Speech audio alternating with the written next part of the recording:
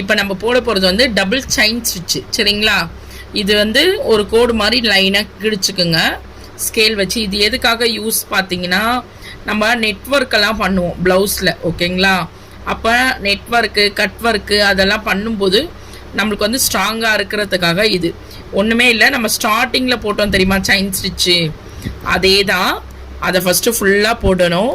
ஸ்ட்ரெயிட்டாக அதே அந்த கோடோட லெவல்லே போடணும்.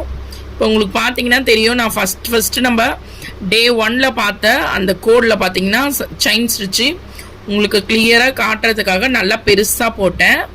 இப்போ பார்த்தீங்கன்னா குட்டி குட்டியாக போட்டிருக்கோம். இப்போ இந்த மாதிரி நீங்கள் சின்னதாக பண்ணும்போது என்னென்னா நம்மளுக்கு பார்க்கும்போது அழகாக இருக்கும்.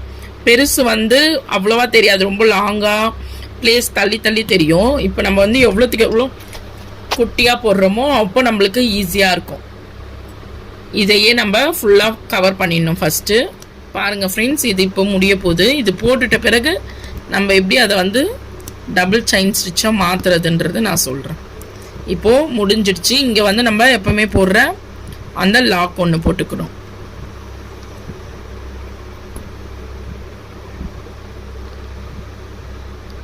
போட்டாச்சு. இப்போ பார்த்தீங்கன்னா இந்த இது போட்டிருக்கோம் தெரியுங்களா, இங்கேருந்தே கீழேருந்து ஸ்டார்ட் பண்ணோம். இந்த ஸ்டிச்சுக்கு கீழே இங்கேருந்து பாருங்கள், நல்லா தெரியுதா உங்களுக்கு? ஆல்ரெடி நம்ம போட்டிருக்கிறதுக்கு கீழேருந்து நம்ம டவுன்லேருந்து ஆரம்பிக்கணும். இப்போ இப்படி எடுத்து இதுக்கு மேலே நம்ம அந்த லைன் போட்டிருக்கோம் தெரியுதுங்களா, அதுக்கு மேலேயே கிட்டையாக ஒரு ஸ்டிச்சு நம்ம எப்போவுமே போடுற மாதிரியே தான். பட் என்னென்னா நம்ம வந்து கிராஸிங்கில் போட போகிறோம். ஸ்டார்டிங்கில் உங்களுக்கு கொஞ்சம் கஷ்டமாக இருக்கும், அதுக்கப்புறம் நீங்கள் போட ஈஸியாகிடும். சரிங்களா? பாருங்கள், அப்படியே இந்த மவுண்டன் நம்ம போட்டோம் தெரியுங்களா, மவுண்டன் வந்து நம்ம வந்து பெருசாக போட்டிருக்கோம். இது மேலேயே அந்த மாதிரி மவுண்டனுக்கு எப்படி போட்டோமோ அந்த மாதிரி தான்.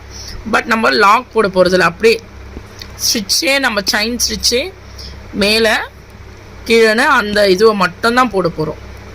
இப்போ இப்படி நம்ம போடும்போது அந்த கட் ஒர்க்குக்கோ இல்லை நெட்வொர்க்கு அந்த மாதிரியெல்லாம் நம்ம ஒர்க் பண்ணும்போது இது போட்டோன்னே நம்மளுக்கு லாக் நல்லா ஸ்ட்ராங்காக இருக்கும். அப்போ நம்ம அதை கட் பண்ணிட்ட பிறகு நெட்வொர்க் என்ன ஆகணும் நம்மளுக்கு போகாது. பாருங்கள், நான் உங்களுக்கு தெரியறதுக்காக கொஞ்சம் பெருசாக கூட போட்டு காட்டுறேன். பட் நம்ம போட ப்ராக்டிஸ் ஆகிடும். ஐயோ இது குழப்பமாக இருக்குது வரலையேன்னு சொல்லாதீங்க. ஸ்டார்டிங்கில் கொஞ்சம் பெருசாக கூட நீங்கள் போட்டு பாருங்கள். டெய்லியுமே ஒரு ஸ்டிச்சை வந்து நம்ம ஒரு 3 வாட்டி போட்டால் மட்டும்தான் நம்மளுக்கு இது வந்து ப்ராக்டிஸ் ஆகும். ஜரின்றதுனால நம்ம இது போடும்போது நம்மளுக்கு ஈஸியாக இருக்கும்.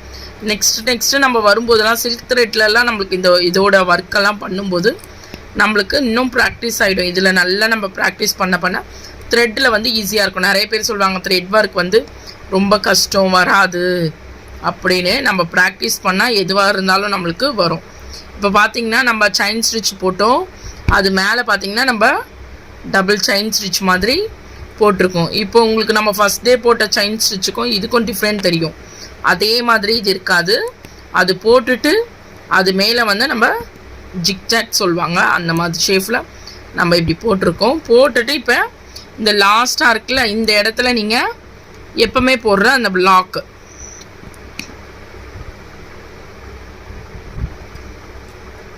லாக்கெல்லாம் நீங்கள் நிறைய ப்ராக்டிஸ் பண்ணணும், அப்போ தான் ஈஸியாக இருக்கும். பாருங்கள், இப்போ லாக் ஆகிடுச்சு.